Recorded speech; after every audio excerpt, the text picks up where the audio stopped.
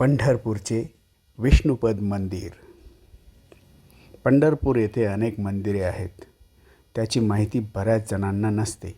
खरं म्हणजे कोणत्याही तीर्थक्षेत्री 1-2 दिवस राहिल्याशिवाय ते तीर्थक्षेत्र कळत नाही.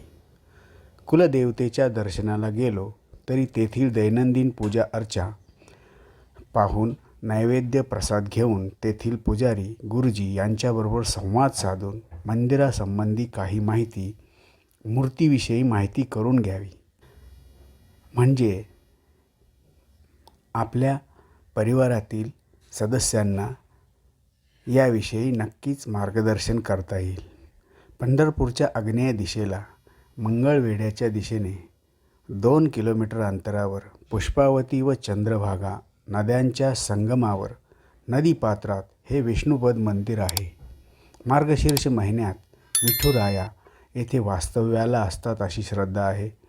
येथे देहुडा स्थितीत व समचरण स्थितीत भगवान विष्णूंची दोन्ही पावले पाषाणावर आपल्याला स्पष्ट दिसतात. हेच विष्णुपद. येथे भगवान विष्णूंच्या पदकमलाबरोबरच लोण्याची वाटी, मुरली ठेवण्याची खूणही स्पष्ट दिसते.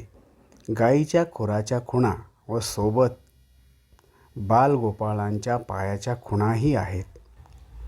येथे विष्णुपदाबरोबरच गणेश, ब्रह्मा, रुद्र, इंद्र या देवताबरोबरच अगस्ती, कश्यप, कण्व, दधीची या ऋषींच्या देवदेवतांची 18 पदे आहेत. नदीपात्रातील या मंदिरात जाण्यासाठी मजबूत असा दगडी पूल, फरसबंद रस्ता आहे. सुंदर असा घाटही आहे. श्रीपूर येथील श्री आगाशे यांनी हा दगडी पूल आणि घाट बांधला आहे.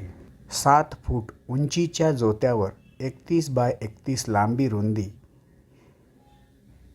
12 फूट उंचीचे हे दगडी मंदिर आहे. यास 16 दगडी स्तंभ व 24 कमानी आहेत. यातील 2 स्तंभावर उठावाचे विष्णू आणि श्रीकृष्ण प्रतिमा कोरलेली दिसते.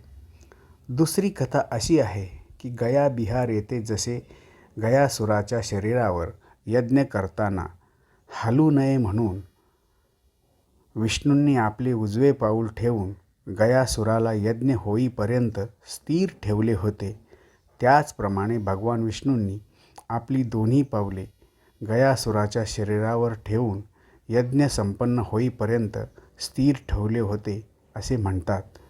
पंढरपूर येथील विष्णुपद संगमावर असल्याने नारायण नागबली, पिंडदान केले जाते. तसेच गया तीर्थक्षेत्रासारखी पूर्वजांच्या मोक्षप्राप्तीसाठी अस्थि विसर्जन, श्राद्धादी कर्मे केली जातात. जय हरी विठ्ठल, श्री हरी विठ्ठल.